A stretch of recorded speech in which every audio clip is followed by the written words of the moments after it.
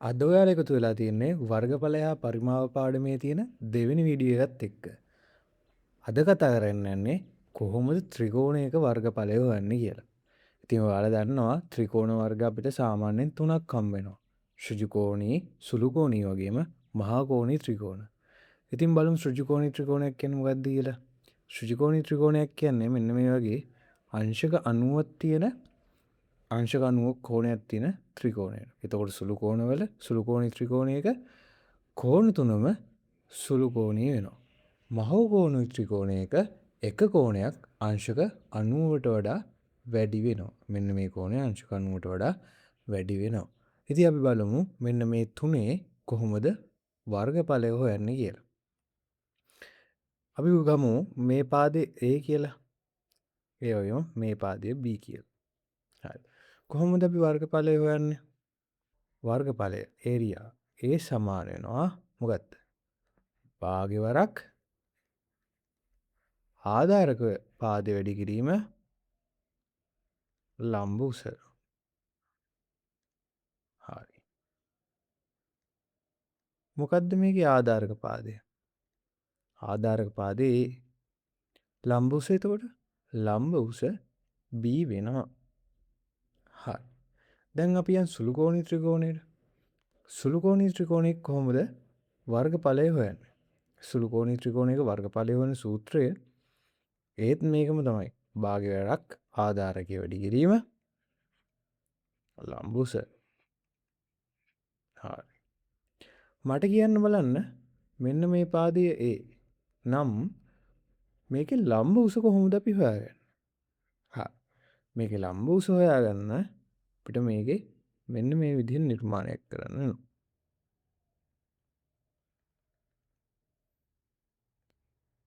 h කියලා ගමුකෝ අපි ලම්බ උස. අන්න අපිට එතකොට මෙතන දිනනවා භාග්‍යවරක් ආධාරක පාදය මොකද්ද? A වැඩි කිරීම ලම්බ උස h කියලා. හරි. දැන් මහා කෝණී ත්‍රිකෝණයක් ගත්තොත් අපි දන්නවා මේක අපි ආධාරක පාද විදිහට ගත්තොත් අපි කොහොමද මේක ලම්බ උස හොයාගන්නේ? හරි. ඒකටත් මෙන්න මේ වගේ නිර්මාණයක් කරගන්න වෙනවා.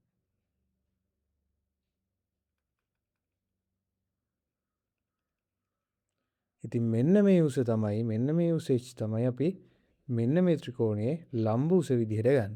එතකොට අපිට පුළුවන් මේකේ වර්ගඵලය හොයන්න ඒත් මේ සූත්‍රය. භාග්‍යවර ආධාරක පාදය වැඩි කිරීම ලම්බ උස. එතකොට ආධාරක පාදය මොකද්ද? A ලම්බ උස h. හරි. අපි යම් මේ ත්‍රිකෝණය ආශ්‍රිතව ගණන් ටිකක් හදන්න. ඔයාලා දන්නවා මේ විදිහට විතරක් නෙවෙයි අපිට ත්‍රිකෝණයේ වර්ගඵලය හොයන්න පුළුවන්. ඔයාලට ඉස්සරහට ත්‍රිකෝණමිතිය පාඩමෙත් තවත් විදි තියෙනවා sin cos අගයන් අරගෙන කොහොමද මේකේ වර්ගඵලය හොයන්නේ කියලා. හරි. අපි යන් දැනට මේ අපි ඉගෙනගත්ත සූත්‍රයෙන් කොහොමද වර්ගඵලය හොයන්නේ කියලා. ආධාරක පාදය 8 සෙන්ටිමීටර් සහ ලම්බ උස 5 සෙන්ටිමීටර් වූ ත්‍රිකෝණයක වර්ගඵලය සොයන්න. ආධාරක පාදය කීයද? 8 සෙන්ටිමීටර්. ලම්බ උස කීයද? 5 සෙන්ටිමීටර්. කොහොමද අපි මේකේ වර්ගඵලය හොයන්නේ? වර්ගඵලය සමාන වෙනවා භාග්‍යවරක් ආධාරකයේ වැඩි කිරීම ලම්බ උස. හරි. භාග්‍යවරක් ආධාරකයේ කීයද? ආධාරකයේ 8 සෙන්ටිමීටර්. ලම්බ උස 5 සෙන්ටිමීටර්. අපිට පුළුවන් මෙන්න මේ විදිහට කපලා 4යි කියලා ගන්න. 4 වරක් 5 කීයද? 20යි. 20යි වර්ග සෙන්ටිමීටර කියලා උත්තරය එනවා. අපි යන් දෙවෙනි ගානට. ලම්බ උස 10 සෙන්ටිමීටර් සහ වර්ගඵලය 40යි වර්ග සෙන්ටිමීටර් වූ ත්‍රිකෝණයක ආධාරක පාදයේ දිග සොයන්න. ලම්බ උස කීයද කියන්නේ 10යි සෙන්ටිමීටර්. මේකේ වර්ගඵලය කියනවා 40යි වර්ග සෙන්ටිමීටර් කියලා. හරි. අපි බලමු මෙන්න මේ x පාදය එහෙම නැත්නම් ආධාරක පාදයේ දිග තමයි හොයන්න කියලා තියෙන්නේ. අපි දන්නවා වර්ගඵලයේ හෝනි සූත්‍රය සමාන වෙනවා භාග්‍යවරක් ආධාරක පාදය වැඩි කිරීම ලම්බ උස කියලා. හරි. භාග්‍යවරක් ආධාරක පාදය අපි දන්නවද? නෑ ආධාරක පාදය අපි x කියලා දාගමු. ලම්බ උස අපි දන්නවා කීයද? 10යි සෙන්ටිමීටර කියලා. ඒ වගේම අපිට වර්ගඵලය දීලා තියෙනවා වර්ග සෙන්ටිමීටර 40යි කියලා. අපි දැන් මොකද කරන්නේ? හරි අපිට පුළුවන් මේ දෙක 10ත් එක්ක කපලා මෙතන 5යි කියලා දාගන්න. එතකොට මේ පැත්ත ඉතුරු වෙනවා 5x කියලා. ඒ වගේම මේ පැත්ත ඉතුරු වෙනවා 40 සෙන්ටිමීටර වර්ග කියලා. මේ පැත්තත් 5 සෙන්ටිමීටර වලින් කපනවා. මේ පැත්තත් 5 සෙන්ටිමීටර වලින් කපනවා. එතකොට මේ පැත්ත x තනි වෙනවා. ඒ වගේම මෙතන 45න් බෙදුවම කීයද? 45න් බෙදුවම 8යි සෙන්ටිමීටර කියලා එනවා. ඉතින් x පාදයේ දිග වෙන්නේ සෙන්ටිමීටර් 8යි. අපි යන් තුන්වෙනි ගානට පාදයක දිග සෙන්ටිමීටර් 6ක් වූ සමපාද ත්‍රිකෝණයක ලම්බ උස සෙන්ටිමීටර් 5.2ක් නම් එහි වර්ගඵලය සොයන්න. හරි. ඉස්සෙල්ලාම අපි අඳගමුකෝ සමපාද ත්‍රිකෝණය. මේ තියෙන සමපාද ත්‍රිකෝණය. මේ සමපාද ත්‍රිකෝණයේ ලම්බ උස කීයද? ලම්බ උස h. h අපිට දීලා තියෙනවා 5.2 සෙන්ටිමීටර කියලා. ඒ වගේම පාදයක දිග අපිට දීලා තියෙනවා සම්පාද ත්‍රිකෝණයක පාද තුනම සමානයි. එක පාදයක දිග දීලා තියෙනවා අපිට 6යි සෙන්ටිමීටර කියලා. එතකොට මේකේ ආධාරක පාදේ සමාන වෙනවා 6යි සෙන්ටිමීටර වලට. අපි දන්නවා ත්‍රිකෝණයක වර්ගඵලය වෙන සූත්‍රය සමයි භාග්‍යවරක් ආධාරකයේ වැඩි කිරීම ලම්බ උස. භාග්‍යවරක් ආධාරක පාදයේ දිග කීයද? 6 සෙන්ටිමීටර. ලම්බ උස කීයද? 5.2 සෙන්ටිමීටර. අපිට පුළුවන් මෙතනින් මේකට කපන්න. 3 වරක් 5.2 කීයද? 15.6යි වර්ග සෙන්ටිමීටර වෙනවා. හතරවෙනි ගානේ අපිට කියලා තියෙනවා ශ්‍රිජකෝණී ත්‍රිකෝණයක ලම්බක පාද දෙක. ශ්‍රිජකෝණී ත්‍රිකෝණයක ලම්බක පාද දෙක 3 සෙන්ටිමීටර සහ 4 සෙන්ටිමීටර වේ. එහි වර්ගඵලය සොයන්න. හරි. ඔය ශ්‍රිජකෝණී ත්‍රිකෝණයක ලම්බක පාද දෙක කියන්නේ මොකද්ද? මෙන්න මේ අංශක 90 එක්ක 90 හැදෙන පාද දෙකට තමයි ලම්බක පාද දෙක කියන්නේ. එතකොට මෙතෙන්දී B හා A තමයි A හා B තමයි මෙතෙන්දී ලම්බක පාද දෙක වෙන්නේ. හරි. අපි බලමු කොහොමද හොයන්නේ කියලා. අපි දන්නවා ශ්‍රිජකෝණී ත්‍රිකෝණයක වර්ගඵලය හොයන්නේ කොහොමද? භාග්‍යවරක් ආධාරකයේ වැඩි කිරීම ලම්බ උසෙන්. හරි. භාග්‍යවරක් ආධාරක පාදය අපි මෙතනින් කැමති එකක් ගන්න පුළුවන්. අපි ගමු ආධාරක පාදය 3යි කියලා. ලම්බ උස ගමු 4යි කියලා. අපිට පුළුවන් මේක කපන්න 2යි. එතකොට එනවා අපිට 6යි වර්ග සෙන්ටිමීටර කියලා.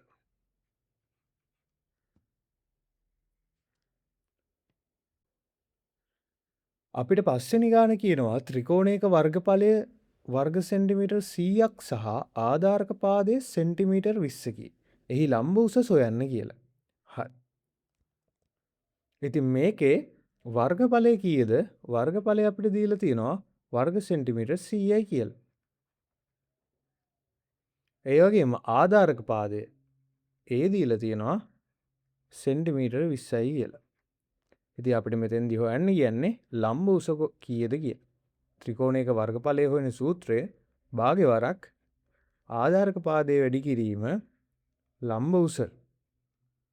හරි. අපි දන්නවා භාග්‍යවරක් ආධාරක පාදය 20 සෙන්ටිමීටර් ලම්බ උස h. ඒ වගේම අපිට වර්ගඵලය දීලා තියෙනවා වර්ග සෙන්ටිමීටර් 100ක් කියලා. අපිට පුළුවන් මෙතනින් කපලා මේ පැත්තට 10h කියලා ගන්න. ඒ වගේම මේ පැත්ත වර්ගඵලය 100. ඉතින් අපිට h තනි කරගන්න නම් මේ පැත්ත 10න් බෙදන්න වෙනවා. මේ පැත්තත් 10න් බෙදන්න වෙනවා. එතකොට මෙතන අපිට එනවා ලම්බ උස සෙන්ටිමීටර් 10යි කියලා. 6 වෙනි ප්‍රශ්නේදී පාදයක දිග Aද ලම්බ උස h ද වන ත්‍රිකෝණයක වර්ගඵලය සඳහා සූත්‍රය ලියන්න. පාදයක දිග ඒද ලම්බ උස h ද වන ත්‍රිකෝණයක වර්ගඵලය සඳහා සූත්‍ර ලියන්න. වර්ගඵලය සමාන වෙනවා මොකද්ද? භාග්‍යවරක් ආධාරක පාදය වැඩි කිරීම ලම්බ උස. හරි. මෙතෙන්දී අපිට දීලා තියෙනවා ආධාරක පාදය A වගේම ලම්බ උස h කියලා. එතකොට අපිට ලියන්න පුළුවන් සූත්‍රයේ භාග්‍යවරක් A h කියලා. ඉතින් වර්ගඵලය වෙන සූත්‍රයට අපිට මෙන්න මේ විදිහට ලියන්න පුළුවන්. අපිට 7 වෙනි ගානෙන් කියනවා ඍජුකෝණාශ්‍රයක් විකර්ණය ඔස්සේ මැදින් බෙදූ විට ලැබෙන එක් ත්‍රිකෝණයක වර්ගඵලය මුළු වර්ගඵලයෙන් කොපමණද කියලා. හරි. දැන් ඔයාලා දන්නවා ඍජුකෝණාශ්‍රයක සම්මුඛ පාද සමානයි. අපි මේ පාදේ A කියලා දාගමු. ඒ වගේම මේ පාදේ B කියලා දාගමු. හරි. මේ ඇඳලා තියෙන්නේ ඍජුකෝණාශ්‍රයේ මැද්දෙන් යන විකර්ණය. මේ විකර්ණයෙන් බෙදුවාම මෙයා අහන්නේ මුළු වර්ගඵලයෙන් කොපමණද කියලා. හරි. අපි ඉස්සෙල්ලම ඍජුකෝණාශ්‍රයේ වර්ගඵලය ගමුකෝ. අපි ඒක A1 කියලා දාගමු. කොහොමද ඍජුකෝණාශ්‍රයේ වර්ගඵලය ගන්නෙ? දිග වැඩි කිරීම පළල. එහෙම නැත්නම් A වැඩි කිරීම B වලින්. හරි. ත්‍රිකෝණයක වර්ගඵලය අපි A2 කියලා දාමුකෝ. අපි ත්‍රිකෝණයේ වර්ගඵලය කොහොමද ගන්නෙ? භාග්‍යවරක් ආධාරක පාදයේ වැඩි කිරීම ලම්බ උස. මට කියන්න මේකේ ආධාරක පාදය. හරි. අපි ගමුකෝ මේ ත්‍රිකෝණය කියලා. මෙන්න මේ සලකන ත්‍රිකෝණය. මේ සලකන ත්‍රිකෝණයේ ආධාරක පාදය ඔයාලා දන්නවා මෙතන A කියලා. එතකොට අපිට ගන්න පුළුවන් ආධාරක පාදය A කියලා. ලම්බ උස මොකද්ද? ලම්බ උස අන්න එනවා B කියලා. එතකොට මෙතන ගන්න පුළුවන් අපිට භාග්‍යවරක් AB කියලා. දැන් ඔයාලට පේනවා ත්‍රිකෝණාශ්‍රයේ වර්ගඵලයෙන් හරි අඩක් තමයි ත්‍රිකෝණයේ වර්ගඵලය වෙන්නේ. ඉතින් අපිට මෙතෙන්ද කියන්න පුළුවන් ත්‍රිකෝණාශ්‍රයේ වර්ගඵලයෙන් හරි අඩක් තමයි ත්‍රිකෝණයේ වර්ගඵලය කියලා. 8 වෙනි ගානදී අපිට කියනවා ආධාරක පාදයේ 12 සෙන්ටිමීටර් සහ ලම්බ උස 7 සෙන්ටිමීටර් වූ ත්‍රිකෝණයේ වර්ගඵලය සොයන්න කියලා. ආධාරක පාදය 12ලු ලම්බ උස 7 සෙන්ටිමීටර්ලු. අපි දන්නවා ත්‍රිකෝණයක වර්ගඵලය සමාන වෙනවා භාග්‍යවරක් ආධාරක වැඩි කිරීම ලම්බ උස කියලා. හරි. භාගය වැඩි කරනවා ආධාරක පාදය කීයද? 12 සෙන්ටිමීටර්. ලම්බ උස දීලා තියෙනවා 7 සෙන්ටිමීටර් කියලා. අපිට මෙන්න මේ විදිහට කපන්න පුළුවන්. හරි. 6 වරක් 7 කීයද? 42 වර්ග සෙන්ටිමීටර් කියලා එනවා උත්තර. අපි යන්නම් වෙනි ගානට. ඍජුකෝණී ත්‍රිකෝණයක වර්ගඵලය 24 සෙන්ටිමීටර වර්ග සෙන්ටිමීටර 24. එහි එක ලම්බ පාදයක් 6යි නම් අනෙක් පාදය සොයන්න. හරි. අපිට කියලා තියෙනවා මෙන්න මේ සම්පූර්ණ එකේ වර්ගඵලය කීයද? වර්ගඵලය වර්ග සෙන්ටිමීටර 24ක්ලු. එක් පාදයක් 6 සෙන්ටිමීටර නම් හරි. අපි ගමුකෝ ඒක ආධාරක පාදය කියලා A පාදය කියලා. හරි. ඒක 6 සෙන්ටිමීටර්ලු. ඉතින් අපිට B වල උස තමයි හොයන්න කියන්නේ. එහෙම නැත්නම් B පාදය තමයි හොයන්න කියන්නේ. අපි දන්නවා ත්‍රිකෝණයක වර්ගඵලය සමාන වෙනවා මොකද්ද? ආධාරකයේ වැඩි කිරීම භාග්‍යවරක් ආධාරකයේ වැඩි කිරීම ලම්බ උස. හරි. භාග්‍යවරක් ආධාරකයේ අපි ගත්තා 6 සෙන්ටිමීටර් කියලා. ලම්බ උස දන්නේ නැහැ. හැබැයි අපි දන්නවා මොකද්ද? වර්ගඵලය දන්නවා. මේ ඔක්කොම සමාන වෙන වර්ගඵලයට වර්ග මීටර් වර්ග සෙන්ටිමීටර් 24ට. අපිට පුළුවන් මෙහෙම මේ දෙක කපලා 3B කියලා ගන්න. ඒක සමාන වෙනවා කීයටද? 24ට. ඉතින් B තනි කරගන්න නම් මේ පැත්ත 3ෙන් බෙදන්න වෙනවා. ඒ වගේම මේ පැත්තත් 3ෙන් බෙදන්න වෙනවා. ඉතින් 24 බෙදීම 3 කියන්නේ කීයද? 8යි සෙන්ටිමීටර්. ඉතින් B වෙනුවට එනවා අපිට උත්තරේ සෙන්ටිමීටර 8ක් කියලා. ඒ කියන්නේ අනෙක් පාදයේ දිග තමයි සෙන්ටිමීටර් 8. 10 වෙනි ගානට එනවා අපි. උස සෙන්ටිමීටර් 15ක් සහ ආධාරක පාදය සෙන්ටිමීටර් 8ක් වූ ත්‍රිකෝණයක වර්ගඵලය සොයන්න. හරි. මේ තියෙන්නේ වගේ ත්‍රිකෝණයක්. මේකේ උස කීයද කියන්නේ 15 සෙන්ටිමීටර් සහ ආධාරක පාදය 8 සෙන්ටිමීටර් කියලා කියනවා. එතකොට B සමාන වෙනවා 15 සෙන්ටිමීටර් වලට A සමාන වෙනවා 8 සෙන්ටිමීටර් වලට. හරි. අපි හදමු. වර්ගඵලය සමාන වෙනවා භාග්‍යවරක් ආධාරකය වැඩි කිරීම ආධාරක පාදය වැඩි කිරීම ලම්බ උස. ඉතින් අපිට මෙතෙන් දාන්න පුළුවන් භාගය වැඩි කිරීම ආධාරක පාදය කීයද? ආධාරක පාදය 8 සෙන්ටිමීටර්. ලම්බ උස කීයද? 15 සෙන්ටිමීටර්. 4 වරක් 15 කීයද? 4 වරක් 15 වෙනවා 60යි වර්ග සෙන්ටිමීටර් කියලා. හරි. අද අපි සරල විදිහට ත්‍රිකෝණයක වර්ගඵලය හෙව්වා. ඉතින් මේකේ මේ විදිහට විතරක් නෙවෙයි ත්‍රිකෝණයක වර්ගඵලය හොයන්න තියෙන්නේ. තව ඉතාමත් සංකීර්ණ විදි තියෙනවා. වර්ගඵලය හා පරිමාව යටතේ අපි මේ ඉගෙන ගත්ත ටික හොඳටම ඇති. හැබැයි මීට වඩා ඇඩ්වාන්ස් දේවල් ටිකක්, ඇඩ්වාන්ස් ගණන් ටිකක්, අමාරු ගණන් ටිකක් අපි ඉස්සරහට හදමු. එහෙනම් අපි හෙට දවසේදී හම්බෙමු වෘත්තයක වර්ගඵලය හොයන්නේ කොහොමද කියලා. ඉතින් ඔයාලා මේ එකතු වුණේ SFT මාස්ටර් ක්ලාස් එකත් එක්ක. මගේ නම සුදේෂ්නිත් සර්. එහෙනම් හෙට හම්බෙනකන් ඔයාලට ජය වේවා.